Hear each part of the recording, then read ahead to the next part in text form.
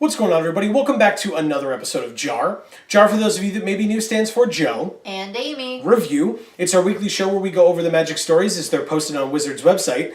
And this week we were supposed to actually be going over the Magic Story podcast for Dominaria, meeting Martha Wells, etc. We promised that last week, and I apologize, but that will have to wait until next week because we had the surprise today, the day before this video is being posted up online, of the Rivals of Ixalan Magic Story alternate endings being posted and being written, as always, by the R&D narrative team. So, my quick review at the beginning of this one is... I don't know, why don't you give yours first? Well, usually we say whether it is important to read it. I would say no. It's the alternate endings. If you are curious what it would have been like if your favorite group had won and your favorite group was not the Sun Empire, maybe. But even then... I would say if you're curious, just make something up yourself. Just decide what you would have wanted it to be, because... We'll get into the full review itself. I don't wholly disagree with Amy. I think the issue is, to kind of go along with what Amy's saying, I feel like if you are going into this because you had a favorite faction, you had a favorite tribe, or whatever you want to call it, and you want to see the best of them, you're not going to get it. And this is my opinion. Maybe you read it and loved it, and we'd always love to hear your opinions. But that's my quick review at the beginning, is that if that's what you're looking for, you need to look somewhere else, possibly just in your own imagination, like Amy said. We'll get into the full review itself. But if you have not gone and read the story yet, or the alternate endings yet, first of all, it'll take you like 10 minutes. Yeah. It was real quick. Although, if you read the... ending portion for the Sun Empire winning, you know that already. Because it was just that times 3, and that was really short. So, yeah, it's short, and even then, depending on how you feel about it, it may not be worth your time. So, take that what you will. Right. On to the full review itself, though. It was split up into 3. It was split up into the River Heralds were first, then the Legion of Dusk, then the Brazen Coalition, and it really was just... what that portion of the story would have been if they had won as opposed to the Sun Empire. And it's a really good thing that it was tacked on at the end of a much better story. And I tried to put my head in that place. I mean, we gave our opinions last week, and you can go back and check that video out if you missed it, on the Sun Empire portion of, them winning and taking over the city. And it was a little bit, I felt like, of a cop-out. It was just like, oh, cool, no one's here, we got it. Right.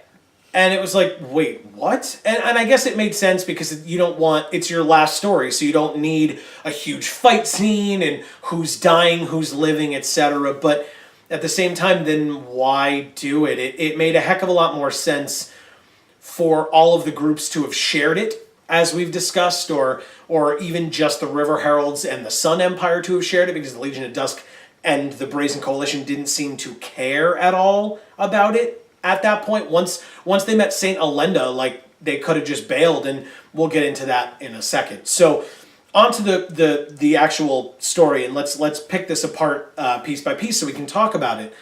First was the River Heralds. And it was told from Tishana's perspective, which means we still got nothing more of Kumena. There was no more information as to, was he gonna... I mean, the Immortal Sun's gone, so was he gonna be working with Tishana? Was he ousted by Tishana? Would he help her take control of the city? Or was he not welcome? What of... Yeah, they didn't even talk about that at all. Not at all. Because, again, this had to be very short, and it really was Tishana kind of seeing Whatley walk off, realizing that she could just stay there. And again, when we last saw Tishana and Whatley, it was Tishana saying that they could share. The River Heralds and the Sun Empire could share. In this, which again, as far as I'm reading it, first of all, they are non-canonical. They mention that in the article, and I get that. It makes sense. But The way that I'm taking it is, if that faction had won the vote, then this story that we are reading would have been canonical. And if it would have been canonical, it seems very contradictory for Tishana in one breath to tell Whatley, go tell your emperor, this is cool, we'll share it with you guys. Whatley leaves, and as Whatley is walking away, almost as soon as Tishana loses sight of her, Tishana says, I don't trust Apatzek III, so we're going to take it for ourselves. Which... It's very hypocritical. Yes, but it's also a little odd, because except for the discussions between Whatley and Tishana, I don't know that we are aware of Tishana having any knowledge of Apatzek III at all. Now, Tishana broadly mentions humans and says that they are fickle and they change their minds and their lives seem to be one dare after another of them doing things, and that she doesn't like them. It was very speciest, racist, but for species, which is fine, right? That makes sense from what we've seen, but not at the same time, because it ended with Tishana saying, go tell your emperor that we're cool and we can work together. And then two seconds later. Lie. Yeah. And was it? Like, it wasn't written that way originally, so it seemed odd. At least it didn't feel like it was. Right. My next question would be, Tishana's standing there and reaches down and feels what are basically the ley lines. She doesn't really say it, but it's the ley lines, and she kind of awakens the elementals, which, if you're familiar with the set, presumably it's the Soul of the Rapids card, because that is the water elemental creature, which Tishana would have control over. But in the story, it says that Tishana takes control of the elementals that guard the 4 entrances to the city. That's how it was stated. It's the elementals that guard the 4 entrances to the city, and that Tishana took a hold of them. Sorry, quick question. Those elementals regarding the entrance to the city, where the hell were they when 17 different people entered the Golden City of Orazca? Right?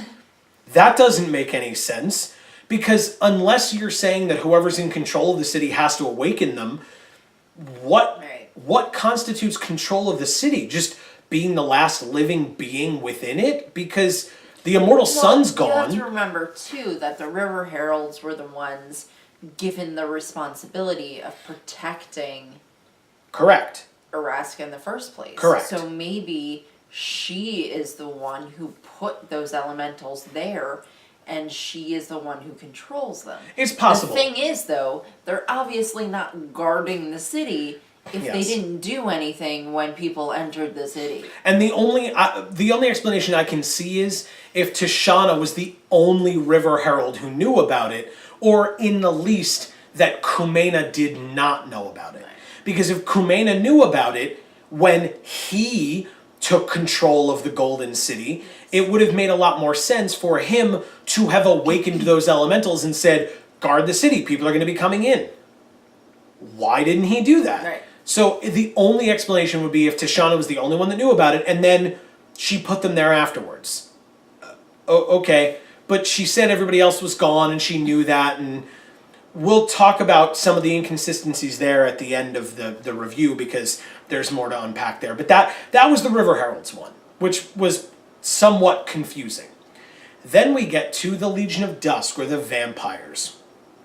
And the last we saw, as I mentioned at the top and last week, they didn't care. They left with St. Elenda, and by they I mean Vona, Mavrin Fane, and St. Elenda, who were the only ones that we knew of left in the Golden City. They left. They didn't care because they found St. Elenda, and St. Elenda decided to take them home. Sure, Vona was a little upset with St. Elenda, and Mavrin was all over St. Elenda and wanted at that point then nothing to do with Vona. But really? Does that make sense? I don't see that as making that much sense. No. But, fine. The 3 of them go off and leave. No interest whatsoever in the Golden City. And then Vona kind of being like the angsty teenager of like, I don't want to go where you guys want to go. You always tell me what to do. I don't want to do that. You guys can't make... I mean, that's really what it sounded like here. And then St. Elenda says to her, fine, do whatever you want. So Vona says, cool, I'm going back and I'm taking over the city for myself. Vona gets back to the city, is super happy. She cackles that she is the new, a butcher as an emperor, or a butcher as a leader. And then she gets eaten by a dinosaur. Seemingly an elder dino. It doesn't mention Zakama because it doesn't mention 3 heads. It only mentions 1. But she gets eaten by an elder dinosaur. Okay, we'll talk about this more at the end, but what? How is that the Legion of Dusk taking over the city? It's obviously not. But it is, like that seemingly, again, if we are believing that this is the story that would have been there if the vampires, the Legion of Dusk, had won the vote, the Legion of Dusk would not have taken over the Golden City. Because the only 2 other people who knew that the city was available to be taken over don't give a damn. They left. They would never, I assume they thought that they would just never see Vona again. They were right in more than one respect, but she just gets eaten by a dinosaur. The other thing is, because the vampires lost the vote, if you will, that means that canonically Vona is alive. So if the vampires had won, canonically Vona would be dead, but instead she's alive? That seems like, obviously... It's obviously not winning.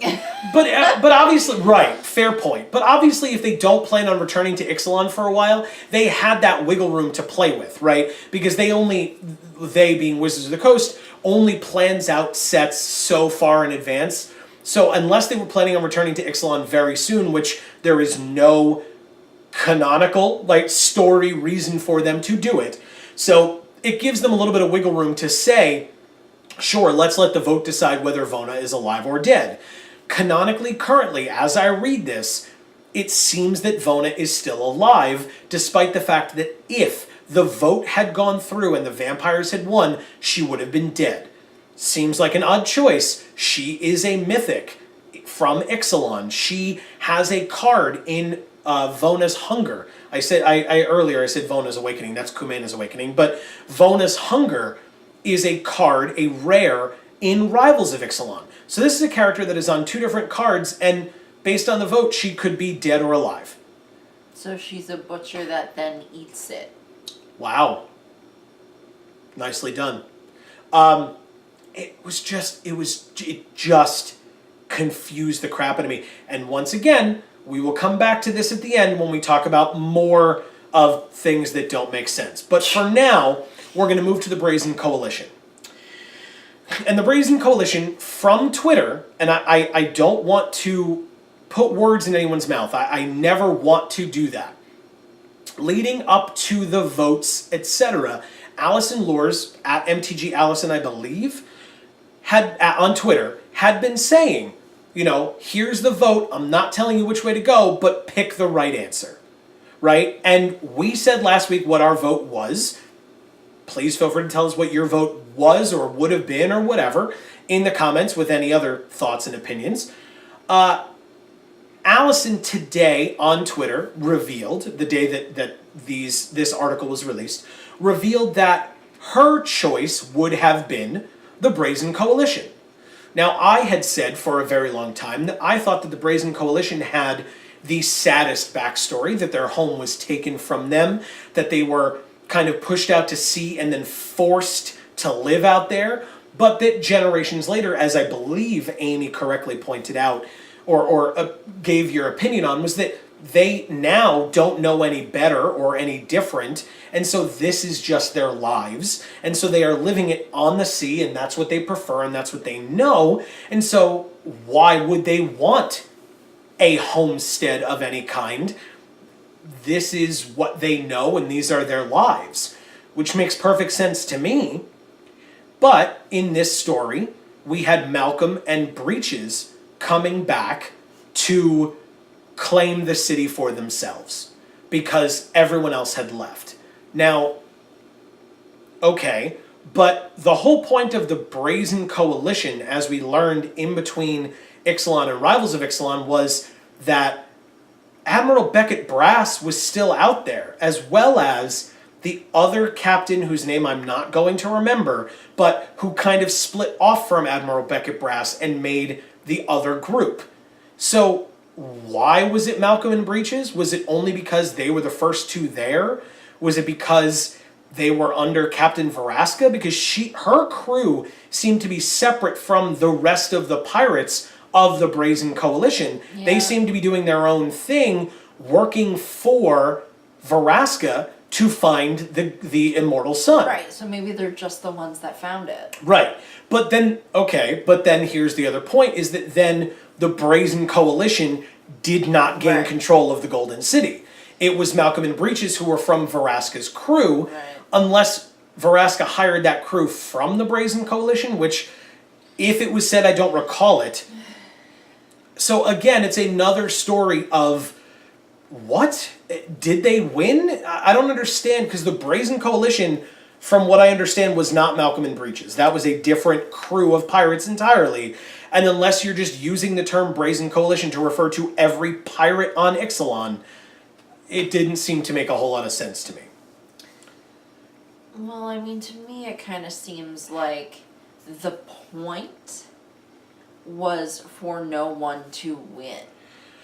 But then make them all share it, as was referenced or I don't know, kind of teased. That's the word I'm looking for. Yeah, but it was teased. We were teased with that possibility because that makes the most sense. That's such a nice harmonizing way of ending The it. point was they fought and brutalized each other and deliberated and did everything they could to find this city.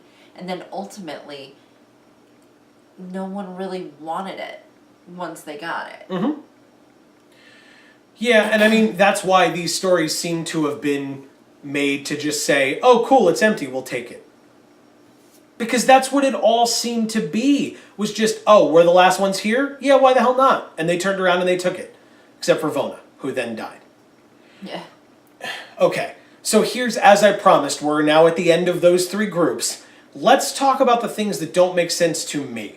If any of you out there have an understanding of what I may be missing, please, because it is bothering the crap out of me. Please let me know in the comments your thoughts, your opinions, etc. Or if there is proof of, hey Joe, you're just missing this statement or this story or whatever. Let me know. Maybe I'm missing something. It's totally possible. But my question is, if these are all non-canonical, but again, I'm working off of the assumption that this would have been word for word what would have been put in if that group had won the vote, because that's how it was presented to us, then again, what is canon, because it was in the second to last story before the vote was completed and fully tallied up, Emperor Apatzek III told Whatley, cool, we know where the Golden City is, we're going to go take it. And Whatley said, no, we can share it with the River Heralds. They're the only other ones left. And Apatzek said no. And that's why all of the other things that happened with Whatley. She left, she returned to her family, she stole the helmet, all that stuff. But at what point did Emperor Apatzek not decide to go take over the city? Because in all these other stories where the other three groups won, that hasn't changed. Right. So, for example, my biggest confusion is with the Legion of Dusk. The Legion of Dusk won the Golden City. If that's true, Vona took over the city and then got eaten by a dinosaur. So guess what? The city's empty. Guess what happened when Emperor Apatzek got there? The city was empty and he took it. So who's to say that that's not what happened? That by the time they got there, Vona wasn't already dino food, and then the dino walked away, and he just took over the city anyway. It doesn't have to be that way. It could just be Vona never turned around and came back, and just went with Saint Elenda, which seems to be what the canon is currently. But then it means that with the Legion of Dusk story, with what we already know, the Legion of Dusk didn't hold the city finally. Because the Sun Empire would have just come in, it would have been unoccupied, and they would have taken it. So the Legion of Dusk didn't win the Golden City in that story. I don't understand that at all. What was the point of it? Vona got eaten and Apatzek shows back up again.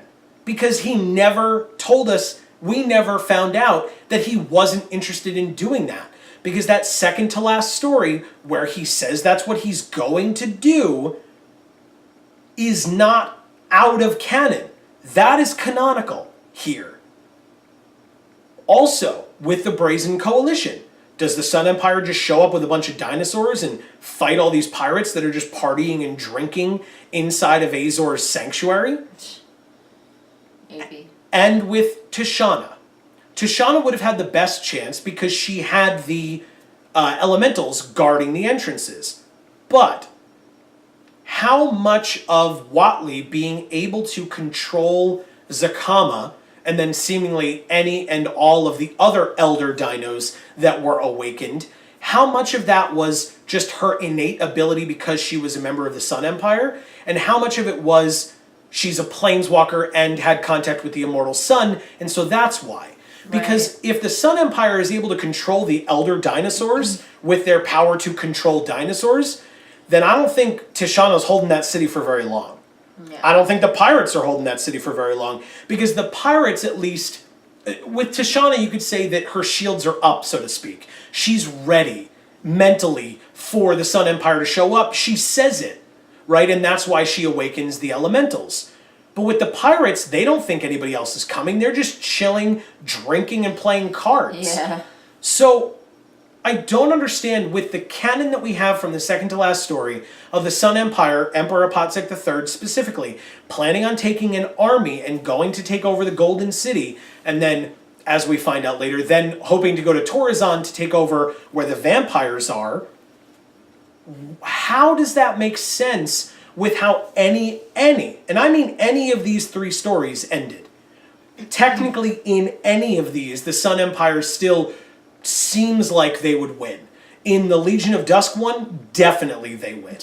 Because there's literally no opposition whatsoever, whereas you could argue that Tishana might be able to hold up with her elementals helping her, and that the pirates might, even if they're caught off guard, be able to rally, and there might be enough of them to fight. It made no sense. It is so confusing to me. Yeah, unless you're saying stupid. that second to last story would have been written differently, and Emperor Apatzek would not have decided to go and fight. But then that's a bigger implication than these alternate endings. Now the other thing is, I may just be reading too much into it. It's kind of what I do. Yeah. That's kind of why we're here. And so I'd love to hear your opinions as to whether that makes sense to you. Like whether these stories make sense to you, first of all. My arguments about this story not making sense make sense to you. Or whether you just think that I should cool it and should have just... you were like, well, they just threw this stuff in for fun. And that's also fine, right? I want to hear your opinions, because the other thing is, it could be left open for a return to Ixalan type of a scenario, where with at least with the River Heralds and the Brazen Coalition, it ended that way. It would have ended that way so that you would think, oh, but the Sun Empire is going to show up. What's going to happen? Gotta wait for the return. But instead, what it left us with cliffhanger-wise canonically was the Sun Empire has the Golden City and is now going to go and try to take over Torazon with the vampires as well, but now they have St. Elenda back, so how is that going to work? Yeah, because she pretty much, basically said, y'all are the worst. I'm outie. But Mavrin went with her, and again, he's devoted. Right, but canonically, seemingly Vona did too.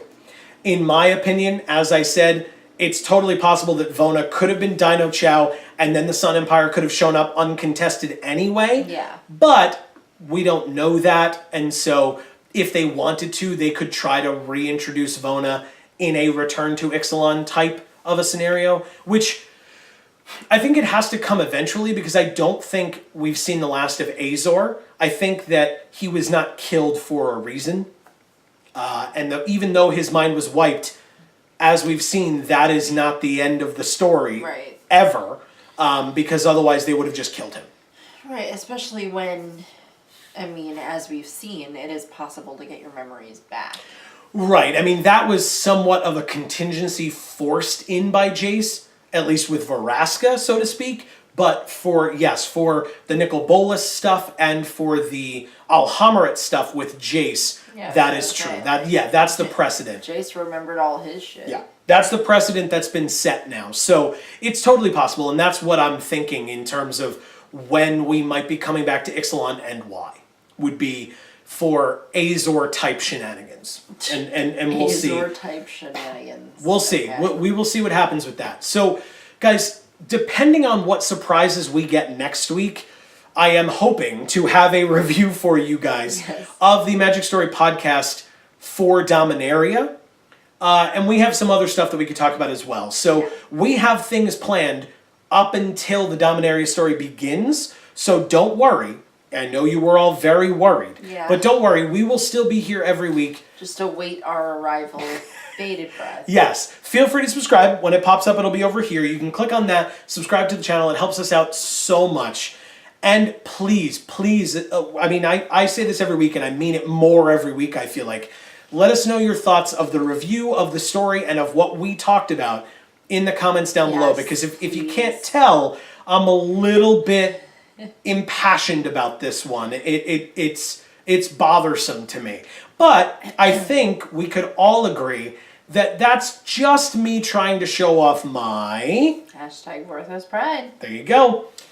So thank you guys once again so much for watching. I hope you enjoyed. Please let us know, as I said. Yes, please comment and explain to us. I don't know. I think because these stories were so short that it lends more of an opportunity maybe than usual for people to kind of think outside of the box with their analyses and their hopes as to, you know, basically what they would have wanted it to be. So, you know, please leave that in the comments because we do read it, we do care, and I like to. Yeah. And like to read it. Oh yeah, agreed. And if you're as hyped for Dominaria as we are, stick around. We're getting there, and we will, like I said, we'll start reviewing some of that stuff. Oh my god.